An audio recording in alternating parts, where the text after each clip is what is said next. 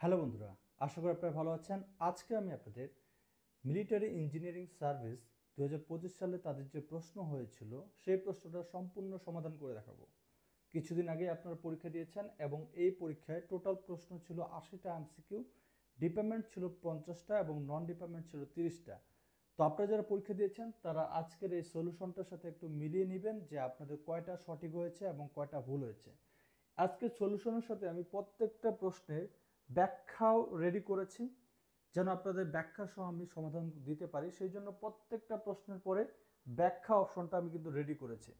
ঠিক আছে, এই যে ব্যাখ্যা উত্তর। তো আপনারা যারা পরীক্ষা দিয়েছেন একটু কমেন্ট করবেন আপনাদের পরীক্ষা কেমন হয়েছে এবং আপনারা কত মার্ক পেয়েছেন। এবং আজকে আমি আপনাদের সম্পূর্ণ এটা সমাধান করে দেখাবো। এটা কিন্তু 15ই ফেব্রুয়ারি 2025 সালে হয়েছিল। টোটাল মার্ক ছিল 80 নাম্বার, সময় ছিল 1 ঘন্টা। তো আমরা তাহলে ধারাবাহিকভাবে কন্টিনিউ করি। তো প্রথম প্রশ্ন ছিল, আমি কিংবদন্তির কথা বলেছি, এর রচয়িতা কে? এখানে 4টা অপশন আছে, 4টা অপশনের মধ্যে কারেক্ট অ্যান্সার হচ্ছে বি, আবু জাফর ওবায়দুল্লাহ। তো ব্যাখ্যা এখানে দেওয়া হচ্ছে যে কবি আবু জাফর ওবায়দুল্লাহ এর লেখা আমি কিংবদন্তির কথা বলছি এটি একটি বিখ্যাত কবিতা, যেখানে তিনি বাঙালির সংগ্রাম ও আত্মত্যাগের তুলে ধরেছেন। পরের প্রশ্ন যায়, দ্বিতীয় প্রশ্ন হচ্ছে, চাঁদ মুখ কোন সমাসের উদাহরণ? এখানে কয়েকটা সমাস আছে, তার মধ্যে চাঁদ মুখ এখানে কোন সমাসের উদাহরণ? তো এটা অ্যান্সার হবে সি, কর্মধারায়। তো কর্মধারায় কেন? এখানে সুন্দর ব্যাখ্যা দেওয়া আছে যে চাঁদ মুখ শব্দটি সমাজ বিশ্লেষণ করে দেখা যায় যে এটি কর্মধারায় সমাসের উদাহরণ, কারণ চাঁদ যোগ মুখ ইকুয়াল টু চাঁদ মুখ। এখানে চাঁদ উপমেয় ও মুখ উপমান, এটি একটি উপমা সূচক কর্মধারের সমাজ। তো এই ব্যাখ্যাগুলো দেখলে কিন্তু আপনাদের পড়তে সুবিধা হবে এবং আপনারা খুব সুন্দরভাবে বুঝতে পারবেন। তো চলুন আমরা পরেরটা যাই, পরের অপশনটায় 3 নাম্বার যেটা ছিল এটা হচ্ছে, নিচের কোনটি অপাদান কারকের উপাদান? উত্তর হচ্ছে এ, পাপে বিরত হও। তো এখানে বলছে যা থেকে কিছু বিচ্যুতি গৃহীত, জাত বিরতি আরম্ভ ও রক্ষিত, এবং যা দেখে কেউ বিত হয় তাকে অপাদান কারক বলে, যেমন পাপে বিরত হও। এখানে বিরত বলছে, তো আপনারা অপাদান কারক এই কয়েকটা ওয়ার্ড থাকলেই বুঝে যাবেন যেটা হচ্ছে অপাদান কারক। এটা বোঝার একটা খুব সাধারণ টেকনিক। তো যারা এখানে এই অ্যান্সার দিয়েছেন তাদেরটা একবারে রাইট। আমরা পরেরটা চলে যাই।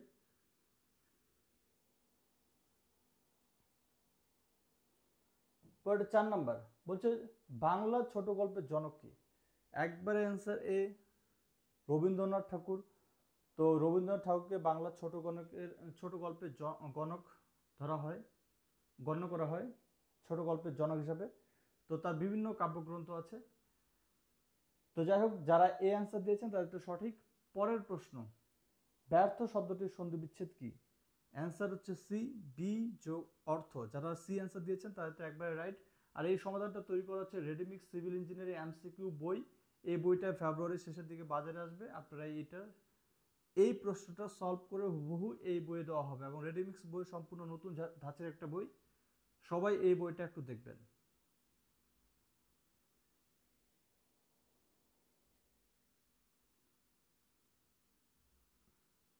6 নম্বর প্রশ্নে যাই, আমার জ্বর জ্বর লাগছে। এখানে জ্বর জ্বর শব্দটি অবিকৃতভাবে উচ্চারিত হওয়াকে কি বলা হয়? দ্বিরুক্তি। এই প্রশ্নটা মাঝে মধ্যেই আসে কিন্তু। ঠিক আছে, ব্যাখ্যাগুলো খুব সুন্দর করে পড়ে নেবেন। তার 7 নম্বর প্রশ্নের উত্তর কি? 7 নম্বর হচ্ছে নিন্দা করার ইচ্ছা। এটাকে কি বলা হয়? যোগ্যুসা। ঠিক আছে, নিন্দা করার ইচ্ছা যোগ্যুসা, অথবা নিন্দার যোগ্য যাতে নিন্দা হয় এটা নিন্দনীয়। ঠিক আছে, একটু ভালো করে খেয়াল রাখবেন, যারা অ্যান্সার দিয়েছেন একটু মিলাই নেবেন যে আপনাদের কয়টা ঠিক আছে। 8 নম্বরটা দেখুন। 8 নম্বর এখানে বলছে, এ মাটি সোনার বাড়া, এই উদ্ধৃতিতে সোনা কোন অর্থে ব্যবহার করা হয়েছে? অপশন এ হচ্ছে রাইট অ্যান্সার, বিশেষণের অতিশয়, বিশেষণের অতিশায়ন। ঠিক আছে, ব্যাখ্যাগুলো পড়ে নেবেন তাহলে খুব ভালো করে এটা মনে থাকবে। আমার বইয়ে অ্যাড করার জন্যই এই প্রশ্নটা আমি সলভ করেছি। আমার নতুন বই যেটা বাজারে আসবে সেই বইটায় এটা সুন্দর পাবেন। ব্যাখ্যাগুলো কিন্তু সবাই খুব ভালো করে পড়বেন। ঠিক আছে, খুব ভালো করে পড়বেন। আমি চলে যাচ্ছি পরেরটাই হচ্ছে, বিদ্বান সকলের দ্বারা সমাদৃত হন কোন ধরনের বাচ্যের উদাহরণ? এটা হচ্ছে কর্মবাচ্য। খুব সুন্দর ব্যাখ্যা দেওয়া আছে, ব্যাখ্যাটা একটু পড়ে নেবেন, ঠিক আছে। আর পরেরটা হচ্ছে হোয়াইট এলিফ্যান্ট এর সঠিক অনুপাত কোনটি? হোয়াইট এলিফ্যান্ট যেটা হচ্ছে ব্যয়বহুল, ঠিক আছে, খুবই ব্যয়বহুল জিনিসকে আমরা হোয়াইট এলিফ্যান্ট বলি। তো এটা ব্যাখ্যা নিচে দেওয়া আছে, ঠিক আছে। এখানে হোয়াইট এলিফ্যান্ট বলতে খুব ব্যয়বহুল এবং যেটা নিতান্তই অকোজ, ব্যয়বহুল কিন্তু কার্যত অপ্রয়োজনীয় বা অপ্রয়োগযোগ্য, ঠিক আছে। তো সেইটাই আমরা হোয়াইট এলিফ্যান্ট বলি। তো 11 নম্বরটা পয়েন্টে আমরা চলে যাই। পয়েন্টটা হচ্ছে the river goes dash the village. তো এখানে কি হবে? গোসের পর কিন্তু থ্রো হবে। অনেকেই এখানে অ্যাক্রস দিয়েছেন, কিন্তু এখানে ব্যাখ্যা সহ দেওয়া আছে যে কেন এখানে থ্রো হবে। থ্রো বলতে ব্যবহার করা হয় যেখানে কোনো কিছুর ভিতর দিয়ে প্রবাহিত হয়। নদী যে যদি গ্রামের মাঝ দিয়ে বয়ে যায় তাহলে থ্রো হবে, ঠিক আছে। অনেকে কিন্তু আমি দেখেছি বিভিন্ন সলিউশনে এটাকে অ্যাক্রস দিয়ে সলিউশন করেছে, বাট এটা থ্রো হবে, এখানে থ্রো হবে, ঠিক আছে। এটা ঠিক করে নেবেন। তা 12 নম্বর দেখুন, 12 নম্বর হচ্ছে look forward. Look forward meaning কি? লুক ফরওয়ার্ড মানে আনন্দের সাথে কোনো কিছু অবগত হওয়া বা প্রত্যাশা করা, এটা। তো এখানে কি এক্সপেক্ট উইথ প্লেজার, তাহলে অপশন যারা ডি দিয়েছেন তাদেরটা একবার রাইট। ব্যাখ্যাগুলো সবাই কিন্তু ভালো করে পড়বেন, এই জন্য আমি ব্যাখ্যা সহ তৈরি করেছি। এটা তৈরি করতে কিন্তু অনেক সময় লেগেছে, তো আপনাদের জন্য তৈরি করেছি, অবশ্যই এটা ভালো করে পড়ে নেবেন। 13 নম্বর দি প্ল্যান উইল টেক, এখানে কি হবে? অফ। এটা সবারই একবারে কমন এমসিকিউ, আশা করি এটা সবাই পেরেছেন। তবে ব্যাখ্যাগুলো যারা নতুন তারা ব্যাখ্যাগুলো খুব ভালো করে পড়ে নেবেন, ঠিক আছে। 14 নম্বর বলছে সাফল্যের কোনো সহজ পথ নেই। এটা অ্যান্সার কি হবে? অ্যান্সার হচ্ছে সি। এটা ইংরেজিতে অনুবাদ আর কি, কি হবে? There is no shortcut to success. খুব সহজ একটা প্রশ্ন ছিল এটা, ঠিক আছে। আশা করি আপনারা সবাই পেরেছেন। 15 number, the correct meaning of at home. At home মানে দক্ষ, তাহলে এখানে অ্যান্সার কি হবে? B expert. যারা এটা অ্যান্সার দিয়েছেন তাদেরটা একবারে কারেক্ট অ্যান্সার, ঠিক আছে। তারপরটা যাই 16 নম্বর। 16 নম্বর বলছে which one is the antonym of precise. এখানে প্রিসাইজ মানে স্পষ্ট বা নির্ভুল, তাহলে এটা যেহেতু অ্যান্টোনিয়াম বলছে তাহলে কোনটা হবে অ্যান্টোনিয়াম? অ্যান্টোনিয়াম হচ্ছে ভোগী, এটা হচ্ছে ডি নাম্বার, ঠিক আছে। যেহেতু প্রিসাইজ মানে স্পষ্ট, ভিগু মানে হচ্ছে অস্পষ্ট বা অনির্দিষ্ট, ঠিক আছে। আমি যে সাজেশন দিয়েছিলাম ইংরেজি, আপনারা দেখছেন যে ওইগুলো থেকে কিন্তু বেশি বেশি প্রশ্ন হয়েছে। যেমন আমি বলছিলাম প্রিপোজিশন পড়বেন, অনুবাদ পড়বেন, আপনারা আমার সাজেশনগুলো দেখবেন। আমি কিন্তু পরীক্ষা হওয়ার 1 সপ্তাহ বা 2 সপ্তাহ আগে আপনাদের সাজেশন দিয়ে দিয়েছিলাম। আর আমার যারা অনলাইন ব্যাচের স্টুডেন্ট ছিল তারা আশা করি খুব ভালো পরীক্ষা দিয়েছেন, কারণ ওই টপিকগুলো থেকে মোটামুটি পরীক্ষায় আসে, ঠিক আছে। যেমন প্রিপোজিশন, তারপর অ্যান্টোনিয়াম, সিনোনিম। যাই হোক, পয়েরটা কি? পয়েরটা এটা অ্যান্টোনিয়াম, এটা আবার সিনোনিম। আমি কিন্তু এটা ট্রিপল স্টার দিয়েছিলাম, ঠিক আছে। তাহলে এখানে দি সিনোনিম অফ ভ্যাকেন্ট, সিনোনিম বলতে বোঝাচ্ছে সমার্থক শব্দ, ভ্যাকেন্ট মানে খালি, তাহলে এটা অ্যান্সার কি হবে? ব্ল্যাঙ্ক। তো ব্যাখ্যা সহ নিচে দেওয়া আছে, খুব সুন্দর করে দেখবেন, এটা একটু সময় নিয়ে পড়ে দেখবেন, ঠিক আছে। তাহলে আপনার জিনিসটা খুব মাথায় ঢুকবে। আর যারা পরীক্ষা দিয়েছেন তারা তো একটু মিলিয়ে নেবেন যে আপনার কয়টা হলো। 18 নম্বর প্রশ্ন চলে যায়, which of the following sentence is correct. এখানে অ্যান্সার কি হবে? অ্যান্সার হচ্ছে B number, any of the three times will do. এখানে এ বি একবার কাছাকাছি, শুধু এস এর জন্য, এটা এস নাই দেখে এটা ভুল, এখানে এস আছে দেখে এটা কারেক্ট। যেহেতু এখানে সামনে বলছে এনি অফ দ্য থ্রি, এর জন্য প্যানের সাথে এস যুক্ত হবে, ঠিক আছে। যেহেতু এনি অফ হচ্ছে বহুবচন, ব্যাখ্যাগুলো ভালো করে দেখবেন তাহলে খুব সুন্দর করে দেখতে পাবেন। তাই বলছে to write well require practice. এখানে আন্ডারলাইন ছিল মূলত টু রাইট ওয়েলের নিচে, এখানে বলছে আন্ডারলাইনটা কোন? First, first. আচ্ছা এখানে কি? এটা বি হচ্ছে নাউন, এটা অপশন হচ্ছে বি। তো যারা এখানে বি অ্যান্সার দিয়েছেন তারা এটা একবার কারেক্ট। আমরা পরেরটায় চলে যাই, 20 নাম্বার। 20 নাম্বার হচ্ছে which one of the following sentence is a simple sentence. এখানে কোনটা সিম্পল সেন্টেন্স? এখানে অ্যান্সার হচ্ছে A, in spite of his poverty he is happy. এটা হচ্ছে এখানে সিম্পল সেন্টেন্স।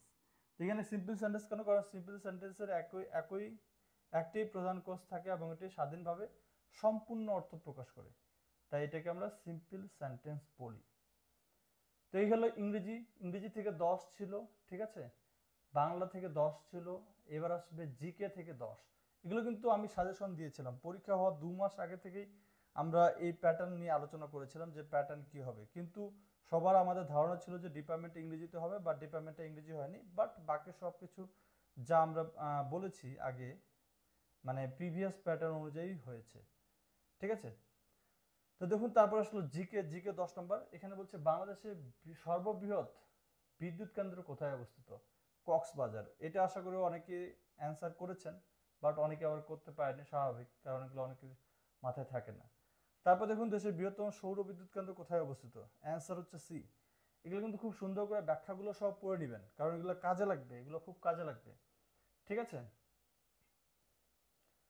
তারপর আমরা চলে যাই 23 নম্বর। বাংলাদেশের বৃহত্তম স্থলবন্দর কোনটি? বেনাপোল। এটা সবাই আশা করি পারেন। এটা বেনাপোল কোথায় অবস্থিত? যশোর জেলায় শার্শা উপজেলায় অবস্থিত, ঠিক আছে। এই ব্যাখ্যাগুলো কিন্তু খুব ভালো করে পড়বেন। পরের প্রশ্ন হতে পারে যে বাংলাদেশের সবচেয়ে বড় স্থলবন্দর বেনাপোল কোন উপজেলায় অবস্থিত? এই ব্যাখ্যাগুলো পড়লে কিন্তু একটা প্রশ্ন পড়লে আপনার 4-5টা প্রশ্ন হয়ে যাবে, তাই এগুলো খুব ভালো করে পড়বেন। তারপরটাই যাই আমরা। এর মধ্যে আমি একটা নতুন ডিপার্টমেন্ট ব্যাচ শুরু করতে যাচ্ছি। আপনারা যারা সিভিল ডিপার্টমেন্ট বেসিক থেকে A to Z কমপ্লিট করতে চান, তারা এই ব্যাচে ক্লাস করার জন্য যুক্ত হতে পারেন। আজকে 16 তারিখ, আজকে থেকে এই ব্যাচটা শুরু হচ্ছে। তো আপনারা যারা যুক্ত হবেন, এখানে দেখেন সবকিছু আছে যে ডিপার্টমেন্ট বেসিক থেকে কমপ্লিট করানো হবে, মেইন বই সহ প্রযুক্তি ফাউন্ডেশন। আমি কিন্তু এখানে যে মেইন বৈশিষ্ট্য, যেখানে ডিপার্টমেন্ট বেসিক থেকে কমপ্লিট করবো, 2 নম্বর মেইন বই সহ প্রযুক্তি ফাউন্ডেশন আরসিসি বইয়ের যে কোনো বই এখানে ফলো করা হবে আপনাকে বোঝানোর জন্য, আপনাকে অঙ্ক বোঝানোর জন্য যে বইটা দরকার। আসলে অনেক প্রকারের বই আছে, বিভিন্ন বইয়ে বিভিন্ন প্রকারের ম্যাথও আছে। তো আপনি যদি যে কোনো একটা বই নিয়ে প্র্যাকটিস করেন, এটা আপনি অনেক কিছু ছাড়া পড়তে পারে। তাই আমি আমার ব্যাচে সবগুলো বই থেকে, যে বই থেকে যেটা দরকার, যেন সব টাইপের ম্যাথ করানো হয়, সেই জন্য সব বই থেকে নেওয়া হবে। আপনি যে কোনো বই ফলো করতে পারবেন। তারপর হচ্ছে অনলাইনে লাইভ ক্লাস হবে, এবং লাইভ ক্লাসে আপনি কমেন্ট করতে পারবেন, আপনি প্রশ্ন করতে পারবেন, আপনি কথা বলতে পারবেন, ঠিক আছে। তাই আপনি লাইভ এই অনলাইন ক্লাসে আপনি কিন্তু অনেক সুবিধা পাবেন। ক্লাসের পরে, প্রত্যেকটা ক্লাসের পরে ভিডিও রেকর্ড করে দেওয়া হবে এবং প্রয়োজনে পিডিএফ দেওয়া হবে। আপনি যদি ক্লাসে লাইভে যুক্ত না থাকতে পারেন, ক্লাসের পরে পরে এই ভিডিও রেকর্ডিং আপনাকে দেওয়া হবে, যেন আপনি এগুলো লাইফ টাইম পর্যন্ত দেখতে পারেন, ঠিক আছে। 1 বছর পর, 2 বছর পর যেন এগুলো দেখতে পারেন, যে কোনো সময় দেখতে পারেন সেটা। এই ব্যাচটা মূলত ডুয়েট অ্যাডমিশন এবং চাকরি প্রস্তুতির জন্য একবারে সেম, কারণ আমি ডিপার্টমেন্টের প্রত্যেকটা সাবজেক্ট বেসিক থেকে ধারাবাহিকভাবে করাবো। তাই আপনি ডুয়েট অ্যাডমিশনে যান অথবা চাকরি প্রিপারেশনে যান, এইটা আপনার কাজে লাগবে। এই জন্য এটার নাম বেসিক টু অ্যাডভান্স কোর্স, ঠিক আছে। বর্তমানে চলমান সার্কুলারগুলোর প্যাটার্ন অনুযায়ী পড়ানো হবে এবং কোর্সের ভিডিও লাইফ টাইম দেখার সুযোগ থাকবে। আর যে পেমেন্ট সিস্টেম, এই পেমেন্টটা আপনারা চাইলে একবারে করতে পারেন প্রথমেই, অথবা আপনি 3 ধাপে পেমেন্ট করতে পারবেন। টোটাল যে পেমেন্ট সিস্টেম, এটা একটা খুব ভালো সিস্টেম রেখেছি আমি, যে আপনি চাইলে একবারে পেমেন্ট করতে পারবেন, অথবা চাইলে আপনি ধাপে ধাপে পেমেন্ট করতে পারবেন, ঠিক আছে। তো যারা এই ব্যাচে যুক্ত হতে চান, তারা আমাকে ইনবক্সে মেসেজ দেন, আমরা বাকি প্রশ্নের সলিউশনটা করে ফেলি।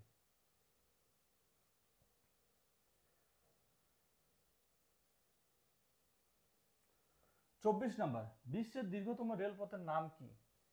এটা অনেকেই আশা করি পারেননি, কারণ এটা একটা কঠিন, কিন্তু আপনি ব্যাখ্যাটা অবশ্যই ভালো করে পড়বেন। এটা হচ্ছে trans Siberian railway. Trans Siberian railway. তো বিশ্বের দীর্ঘতম রেলপথের নাম হলো ট্রান্স সাইবেরিয়ান রেলওয়ে। এটা কতটুকু দৈর্ঘ্য? প্রায় 9289 কিলোমিটার, মাইল আকারে দেওয়া আছে, ঠিক আছে। তো এটা কোথায় অবস্থিত? রাশিয়ার মস্কোতে। তো এগুলো একটু ভালো করে পড়ে নেবেন। ব্যাখ্যাগুলো খুবই ইম্পর্টেন্ট, কারণ এগুলো পরবর্তীতে যে কোনো পরীক্ষার জন্য গুরুত্বপূর্ণ জিনিস। 25 নম্বর চলে যাই। কোন দেশে সমুদ্র বন্দর নেই? নেপাল। নেপালের সমুদ্র বন্দর নেই, ঠিক আছে। নেপাল কেন? কারণ স্থল বিস্তৃত দেশ, সেটা চারপাশে স্থল, তাই এটা কোনো সমুদ্র সাথে সংযোগ নেই। 16 নম্বর বলছে সৌরশক্তি দিয়ে চালিত পৃথিবীর প্রথম রেলওয়ে টানেল কোন দেশে অবস্থিত? অ্যান্সার হচ্ছে সি, বেলজিয়াম। বেলজিয়াম, ঠিক আছে। ব্যাখ্যাগুলো একটু ভালো করে পড়ে নেবেন। আজকে যেহেতু শুধু সলিউশন, আমি শুধু সলিউশন করাচ্ছি, এটাতে একটু সময় লাগতেছে, ব্যাখ্যাগুলো আপনাদের জন্য রেখে দিচ্ছি। আপনারা এগুলো ভালো করে পড়বেন, সময় নিয়ে পড়বেন। আর এটা কিন্তু রেডিমিক্স বইয়ে আপনারা পাবেন। রেডিমিক্স বইটা বের হচ্ছে ফেব্রুয়ারি মাসের শেষের দিকে অথবা মার্চের প্রথম 1 তারিখে। এর মধ্যে আপনি লাইব্রেরিতে পেয়ে যাবেন এবং আমার ফেসবুক আইডি ফলো করবেন হিমালয় সেন, সেখানে আপনি কিন্তু সব আপডেট পেয়ে যাবেন। ফেসবুকে Himalaya Sen Facebook ID follow করবেন, সব আপডেট পেয়ে যাবেন। সেইখানে পেয়ে যাবেন যে কবে বই বেরোচ্ছে। এই বইয়ে কিন্তু এই সলিউশনগুলো অ্যাড করা হবে। 27 নম্বর বলছে বাংলাদেশ স্কোয়ার কোথায় অবস্থিত? লিবি লাইবেরিয়া লাইবেরিয়া তা বাংলাদেশ স্কোয়ার লাইবেরিয়া অবস্থিত। এটা 2008 সালে নির্মাণ করা হয়।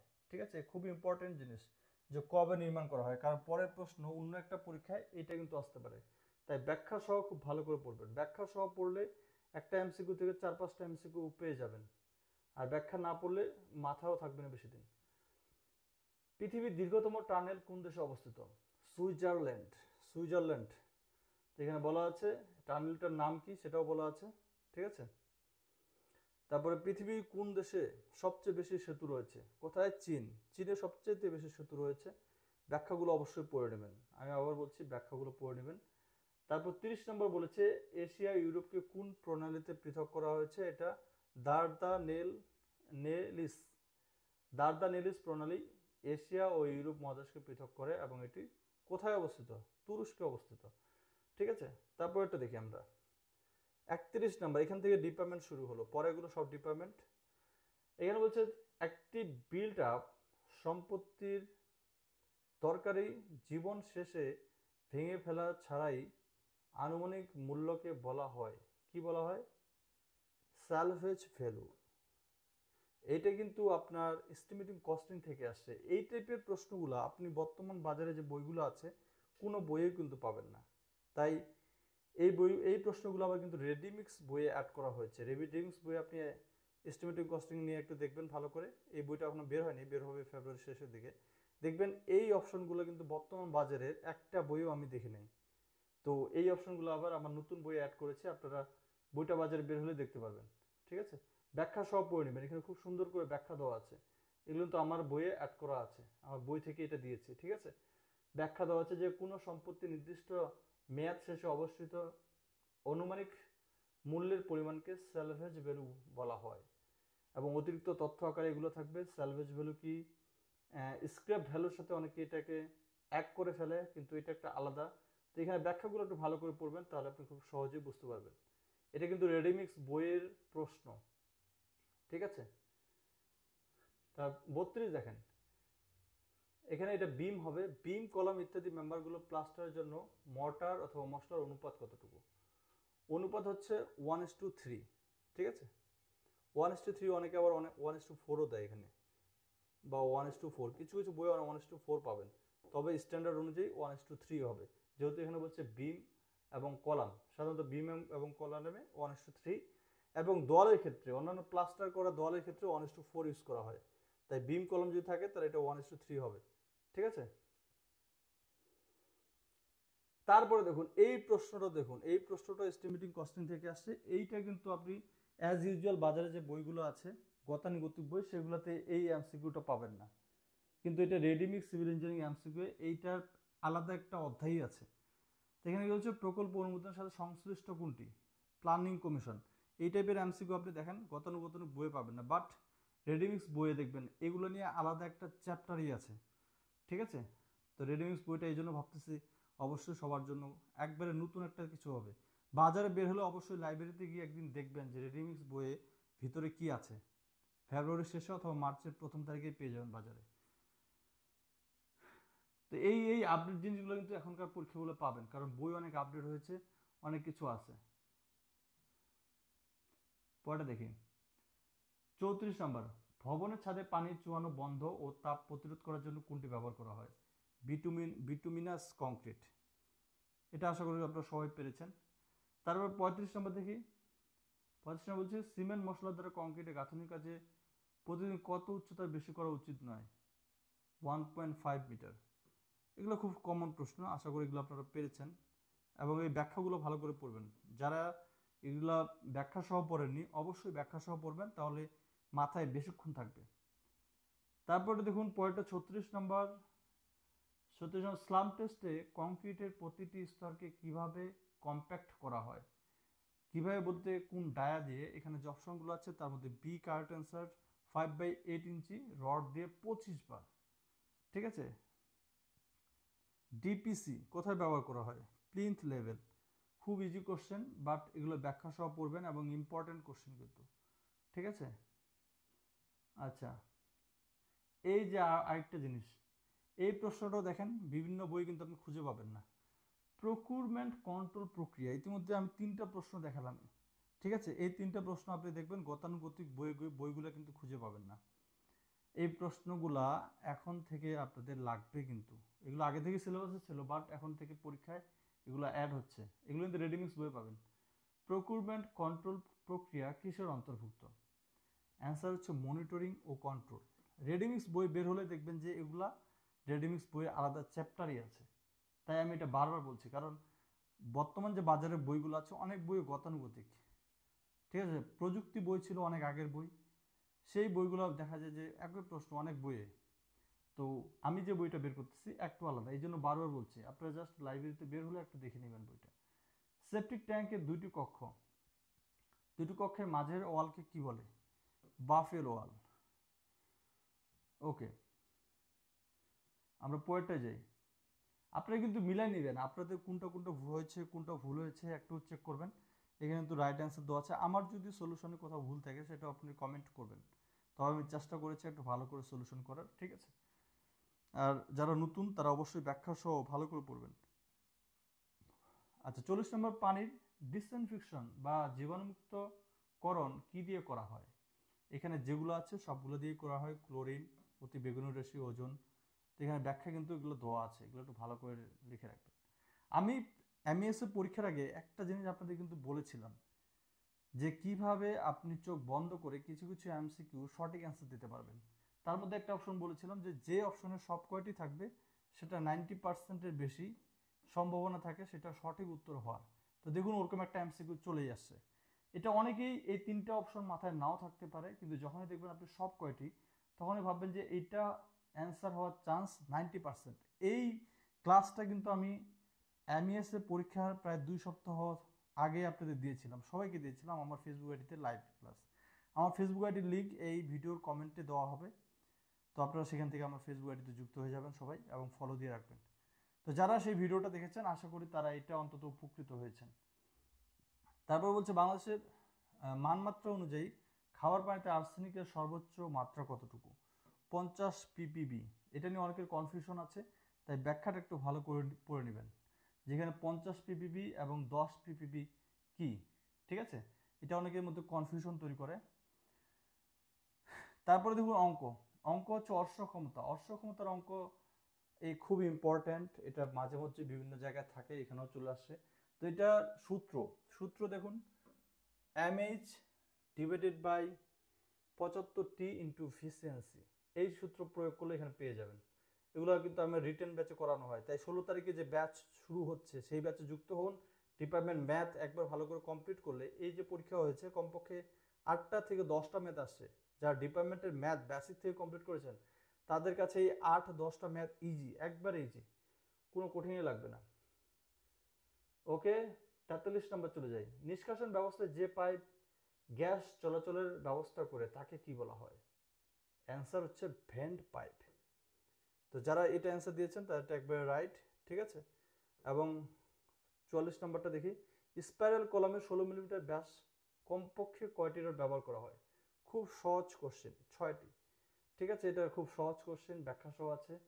এসিআই অথবা বিএনবিসি কোড অনুযায়ী ক্যান্টিলিভার স্ল্যাবের ন্যূনতম পুরুত্ব L/24। খুব কমন একটা জিনিস, আশা করি এটা সবাই পেরেছেন। 46 নম্বর, 40 গ্রেডের রডের আলটিমেট স্ট্রেংথ কতটুকু? এটা অ্যান্সার কি হবে? অ্যান্সার হচ্ছে এ, 400 MPa। কত অ্যান্সার? 400 MPa। তাহলে খুব কমন জিনিস, আশা করি এগুলো আপনারা পেরেছেন। যারা এগুলো পারেননি আমি বলবো তাদের ডিপার্টমেন্ট আগে বেসিক থেকে কমপ্লিট করুন। এখানে কিন্তু কোশ্চেন যেগুলো হয়েছে খুব বেসিক লেভেলের কোশ্চেন এবং খুব ইজি কোশ্চেন আমি বলবো ডিপার্টমেন্টের ক্ষেত্রে। বাট তারপরেও যারা পারেননি আমি বলবো আপনাদের ডিপার্টমেন্টের অবশ্যই ঘাটতি আছে, তাই ডিপার্টমেন্ট ভালো করে কমপ্লিট করুন। পরেরটা দেখুন, একটা প্রশ্ন দিয়েছে, এই প্রশ্নের সমাধান করবেন। এখানে যেহেতু আপনাকে ক্রিটিক্যাল লোড বের করতে বলছে, তাহলে ক্রিটিক্যাল লোড পিসিআর এর সূত্র হচ্ছে pi square EI divided by কি লাগছে এটা, আচ্ছা যাই হোক, এই সূত্রটা আপনারা অ্যাপ্লাই করবেন। ইলাস্টিসিটি, এখানে ইলাস্টিসিটি দেওয়া আছে, মডুলাস অফ ইলাস্টিসিটি,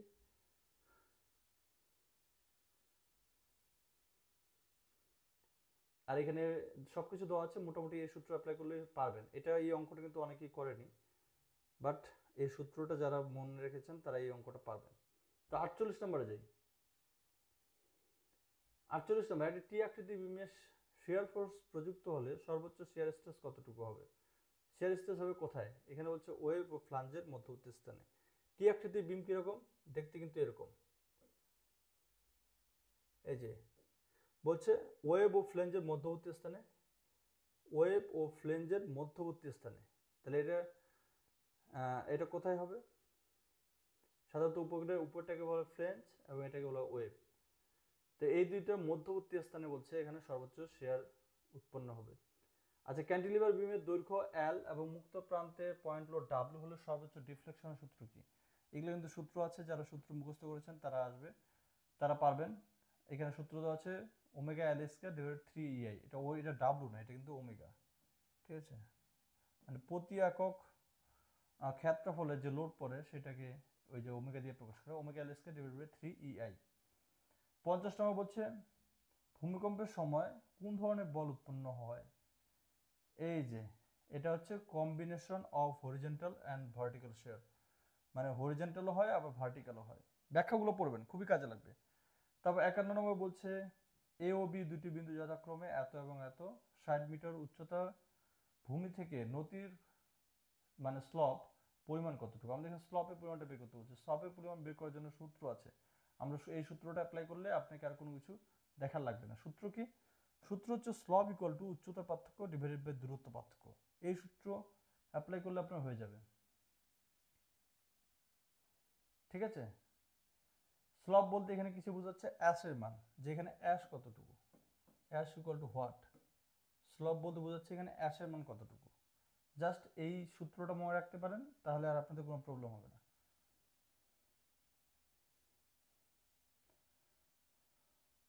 5 নম্বর দেখুন, খুব ইজি। একটি 4 মিটার দৈর্ঘ্যের ক্যান্টিলিভার বিমের উপর সমভাবে বিস্তৃত আরোপিত লোড 3 কিলোনিউটন পার মিটার হলে আবদ্ধ সাপোর্টের শেয়ার ফোর্স কতটুকু? এখানে অ্যান্সার হবে এ 18 কিলোনিউটন। কিভাবে হবে? এই যে ওমেগা এল, যেহেতু এখানে ক্যান্টিলিভার বিম এবং সমভাবে বিস্তৃত লোড আছে, তাই আমাদের এখানে সমভাবে বিস্তৃত লোড এবং দৈর্ঘ্য এবং এল ক্যালকুলেশন গুণ করলে আমরা পেয়ে যাব। পয়েন্টে যাই। পয়েন্টে একটা আয়তাকার বিমের ভূমি 1 ফিট 4 ইঞ্চি। এই যে এগুলো কিন্তু আপনাকে জাস্ট ইঞ্চিকে ফিটে কনভার্ট করতে হবে, এই জন্য এটা একটু অনেকের কাছে কঠিন লাগতে পারে। ঠিক আছে, কিন্তু এই জন্যই মূলত দিয়েছে যে আপনারা কনভার্টে এক্সপার্ট কিনা। যারা কনভার্টে এক্সপার্ট তারা সাধারণত এগুলো ভুল করবে না। তো এখানে অ্যান্সার কি? আপনি এই সূত্র অ্যাপ্লাই করবেন, যেহেতু এখানে আয়তাকার, তাহলে ভরকেন্দ্রের সাপেক্ষে মোমেন্ট অফ ইনার্শিয়া BH3/12। তো এই সূত্র অ্যাপ্লাই করলে এখানে মান চলে আসবে। পয়েন্টে চলে যাই আমরা। STP standard penetration test. তো স্ট্যান্ডার্ড পেনিট্রেশন টেস্টে এখানে কি বলা হয়েছে? এটা কত উচ্চতা থেকে ফেলা হয়? SPT স্ট্যান্ডার্ড পেনিট্রেশন টেস্ট, এখানে অপশন হচ্ছে এ, যে 30 ইঞ্চি উচ্চতা থেকে ফেলা হয় এবং যে হাতুড়িটা সেটার ওজন কতটুকু? 140 পাউন্ড, যেটা 63.5 কেজি হ্যামার দিয়ে। ঠিক আছে, এইগুলো একটু মাথায় রাখবেন, কারণ এগুলো যে কোনো সময় আপনাদের পরীক্ষায় আসতে পারে। পরীক্ষা আজকে আসছে, এটাও অন্য সময় এটা আসতে পারে। ঠিক আছে, যে এখানে হাতুড়ির ওজন কতটুকু, কেজিতে পাউন্ডে দুটো মনে রাখবেন। 55 নম্বর দেখুন, মাটির শিয়ার স্ট্রেংথ নির্ণয় কি পরীক্ষা করা হয়? এখানেও দেখুন, এখানেও সেই চালাকিটাই করেছে। 3 নম্বরে দিয়েছে অল অফ দ্য মেনশন, মানে উপরে সবগুলাই। এই যে অপশনটা যেখানে দেখবেন, চোখ বন্ধ করে আপনারা এইটা অ্যান্সার দিতে পারবেন। আপনারা আমার যারা লাইভ ক্লাস দেখেছেন তাদের এই দুটো প্রশ্ন চোখ বন্ধ করে কিন্তু অ্যান্সার দিতে পারবেন, বা অ্যান্সার দেওয়ার কথা।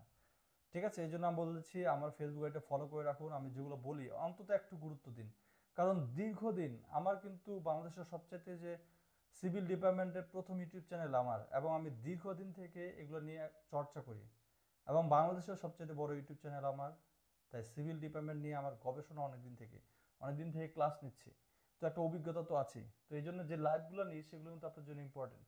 আমার যারা লাইভ, ওই লাইভটা দেখেছেন যে কিভাবে প্রশ্ন কমন না আসলেও কিছু কিছু এমসিকিউ আপনি সঠিক অ্যান্সার দিয়ে আসতে পারবেন। তা যারা ওই লাইভটা দেখেছেন তারা এটাও কিন্তু আশা করি সঠিক অ্যান্সার দিয়েছেন।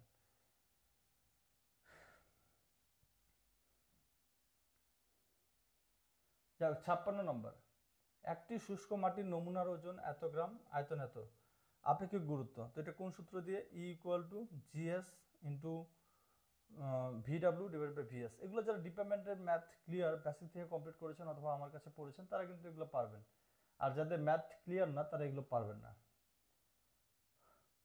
তারপরটা দেখুন, আবার এই জিওটেকনিক থেকে একই অধ্যায় থেকে আরেকটা প্রশ্ন চলে আসে, ডিগ্রি অফ স্যাচুরেশনের। সূত্র হচ্ছে S equal to omega G divided by S E. এগুলো যারা পড়েছেন তারা খুব সহজে অ্যান্সার দিতে পারবেন, যারা ম্যাথ করেছেন। আর যারা ম্যাথ করেনি তারা এগুলো না পারাটা খুব স্বাভাবিক। পরেরটা কি, 4 হেক্টর জায়গার উপর প্রস্তাবিত ইমারতের জন্য সাধারণত কতটি বোরহোল করতে হবে? এটা আশা করি অনেকেই পারেননি, এটা একটু কঠিন আছে। এখানে বিএনবিসি কি বলছে?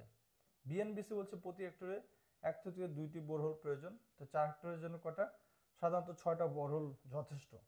তো এগুলা অনেকে এটা একটা আনকমন ছিল, এটা খুব স্বাভাবিক। তো যারা কি অ্যান্সার দিয়েছেন, যেহেতু নেগেটিভ মার্ক ছিল না, আশা করি সবাই অ্যান্সার দিয়েছেন।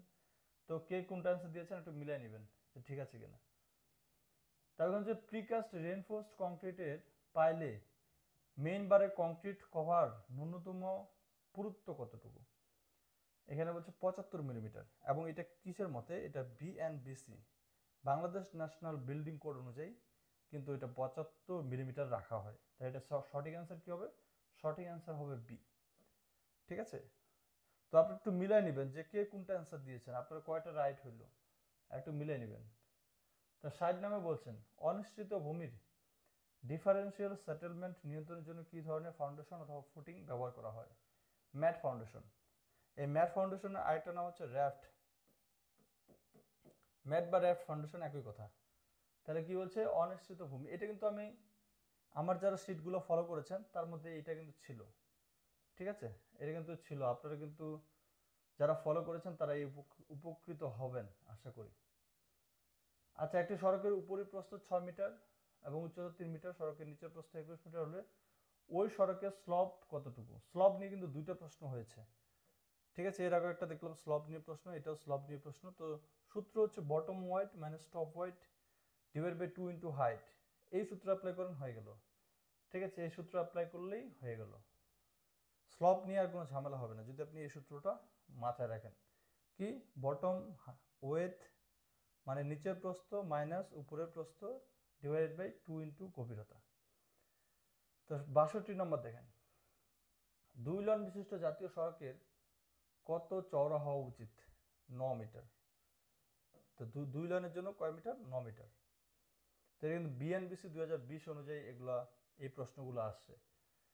তারপরে দেখুন পরেরটা, ফিক্সিবল পেভমেন্টের জন্য স্তরের কোন ক্রম ধারাটা সঠিক নয়? এখানে কোন ক্রম ধারাটা সঠিক নয়? এটা C number, sub base, compact, subgrade, base. এটা উল্টাপাল্টা দেওয়া আছে, ধারাটা কিন্তু ঠিক নেই। তাহলে আপনারা দেখেই বুঝে যাবেন যে সি নাম্বারটা ভুল অ্যান্সার। তাহলে এটাই অ্যান্সার, কারণ এখানে বলছে কোনটি সঠিক নয়। তো সঠিক কোনটা? সঠিক সাধারণত এই জায়গায় দেওয়া আছে, subgrade, sub base, base, surface. এটা হচ্ছে সঠিক ক্রম। তারপর 64 নম্বর বলছে প্রাইম কোড কোথায় দেওয়া হয়? প্রাইম কোড হচ্ছে সি নাম্বার, বেস কোর্সের উপরে। বেস কোর্সের উপরে প্রাইম কোড দেওয়া হয়। কোড সাধারণত 3 প্রকার, তাই না? তার মধ্যে একটা হচ্ছে প্রাইম কোড। এটা কোথায় দেওয়া হয়? বেস কোর্সের উপরে। তারপর আমরা দেখি পরেরটা, সুপার এলিভেশনের মান কার উপর নির্ভর করে? এই যে দেখুন এইখানেও আছে অল, মানে অল অ্যাভব। আমি তো দেখলাম 3টা আপনারা প্রশ্ন একবার চোখ বন্ধ করে অ্যান্সার দিতে পারতেন। আমার যারা ভিডিওটা দেখেছেন ইতিমধ্যে 3টা পেয়ে গেলাম এরকম, যেটার ডি নাম্বার অপশন হচ্ছে উপরের সবগুলাই, অথবা উপরের মানে 4টা অপশনই, 3টা অপশন সঠিক, এই টাইপের। যারা আমার ওই লাইভ ভিডিওটা দেখেছেন তারা কিন্তু এটা খুবই উপকৃত হলেন। একটা পরীক্ষায় যদি আপনি না পেরেও 3টা প্রশ্ন সমাধান দিতে পারেন তাহলে এটা বিশাল একটা পাওয়া কিন্তু। তো যারা এখন ওই ভিডিওটা দেখেননি ওই ভিডিওটা দেখে নেবেন। তো এখানে কি বলেছে, এই যে অল অ্যাবভ মানে উপরের সবগুলাই, তাহলে এই টাইপের অ্যান্সারগুলো সবসময় কারেক্ট হয়। 66 বলছে একটি ট্যাঙ্ক এর 1.5 মিটার গভীরতায় পানি আছে, ট্যাঙ্কের তলদেশে 3 × 2 মিটার হলে, আচ্ছা 2 মিটার হলে পানির কারণে তলদেশে কত পল প্রযুক্ত হবে। এখানে এই সূত্র দিয়ে সলিউশন করবেন, তাহলে হয়ে গেল। সূত্র প্রেসার ইকুয়াল টু এটা, প্রেসারকে তারপরে ফোর্স কনভার্ট করবেন, force equal to pressure into area, খুব সহজে আপনি পেয়ে যাবেন উত্তর। যারা অঙ্ক ভালো তারা এগুলো আটকাবে না, বিশেষ করে আমার স্টুডেন্ট যারা আছে আশা করি তারা এগুলো আটকাবে না। 67 বলছে নদীতে যখন পানি প্রবাহিত হয় তখন কোন জায়গায় পানির বেগ সবচেয়ে বেশি থাকে। এখানে কি বলছে, নদীর পৃষ্ঠ থেকে একটু নিচে, নদীর পৃষ্ঠদেশ থেকে একটু নিচে পানির বেগ সবচেয়ে বেশি থাকে। তো এখানে ব্যাখ্যা আছে, ব্যাখ্যাগুলো একটু পড়ে নেবেন। 68 বলছে কি, 68 হচ্ছে ইমারতের কিনারা ঘেঁষে অপর একটি ইমারতের নির্মাণের জন্য মাটি খননের সময় নিচের কোনটি নিরাপত্তা নিশ্চিত করে। নিরাপত্তা এটা শোরিং। সাধারণত একটা ইমারতের পাশে যখন আপনি আরেকটা ইমারত খনন করবেন তখন পাশের ইমারতের চাপে কিন্তু এখানে মাটি ভেঙে পড়ে যেতে পারে। তো সেই জন্য কি করা হয়, শোরিংয়ের ব্যবস্থা করা হয়, যেটা সাপোর্ট প্রদান করে, যে মানে মাটি ধসে না পড়ে আর কি, মাটির ধস রক্ষা করার জন্য। তারপরটা যে নিচের কোনটি কিউরিং পদ্ধতিকে কলামের জন্য উপযোগী নয়। কোন পদ্ধতি কিউরিং? Ponting method. এটা সবাই পারবেন আশা করি, কারণ কলামে সাধারণত পুকুর মতো করা যায় না, তাই না? পন্ডিং মেথড কলামে অ্যাপ্লাই করা যায় না, এটা আশা করি সবার পেরেছেন। তাও 70 নম্বর ইমারত নির্মাণ বিধিমালা 2024 অনুসারে ঢাকা শহরে 5 কাঠা জমিতে ইমারত নির্মাণের জন্য সর্বোচ্চ কত % ভূমি আচ্ছাদন করা যাবে? কত পার্সেন্ট? 65%। এটাও সবার পারার কথা। পরেরটা যে বালিতে শতকরা কত ভাগ পানি থাকলে আয়তন স্ফীতি সর্বোচ্চ হয়? 5%। খুব ইজি জিনিস, এটা বিভিন্ন বইয়ে এই প্রশ্নের অ্যান্সার আছে। তো আশা করি এটা সবাই পেরেছেন। এইটা এফএমের অঙ্ক কিছুদিন আগে আমি করাইলাম নতুন ব্যাচে, খুব ইজি জিনিস। আশা করি এগুলো পেরেছেন। যারা ম্যাথ ভালো করেছেন তারা ভালো করতে পারেন বা ম্যাথ মোটামুটি বুঝেন, এটা তো খুব ইজি অঙ্ক তাদের জন্য। এই জন্য বলি যে যেই করেন আগে ম্যাথটা ক্লিয়ার করে রাখেন, ডিপার্টমেন্টের ম্যাথ ক্লিয়ার করে রাখেন। ম্যাথ ক্লিয়ার করে রাখলে এমসিকিউ রিটার্ন সব জায়গায় সুবিধা পাবেন, ঠিক আছে? 73 বলছে কংক্রিটের সর্বোচ্চ কত সাইজের এগ্রিগেট ব্যবহার করা যায়। এখানে 20 মিলিমিটার সর্বোচ্চ এগ্রিগেটের সাইজ কতটুকু? 20 মিলিমিটার। এটা বিএনসিসি এবং এসিআই কোড অনুযায়ী কতটুকু? 20 মিলিমিটার। তো 74 নম্বর স্লাম্প টেস্ট থেকে নিচে কোন বৈশিষ্ট্য সম্পর্কে ধারণা পাওয়া যায়? ওয়ার্কেবিলিটি।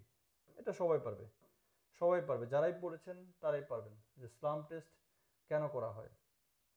তবে এইটা কিন্তু আমি কয়েকদিন আগে যে লাইভ নিলাম সেইখানেও এই প্রশ্নটা ছিল, আপনারা যারা সেই লাইভটা দেখেছেন সেটা পারবেন। আচ্ছা, ওপিসি এর জন্য ইনিশিয়াল সেটিং টাইম কতটুকু? 45 মিনিট। খুব কমন একটা প্রশ্ন, এটা সবাই পারবেন, কারো ভুল হবে না আশা করি। 76 নম্বর কোন ধরনের পাথর কংক্রিটে ব্যবহারের জন্য সবচেয়ে উত্তম? কোন আকৃতি পাথর বলুন অথবা এগ্রিগেট বলুন অথবা খোয়া বলুন, সবগুলো কোন আকৃতিটা কিন্তু খুব ভালো একটা জিনিস, ঠিক আছে?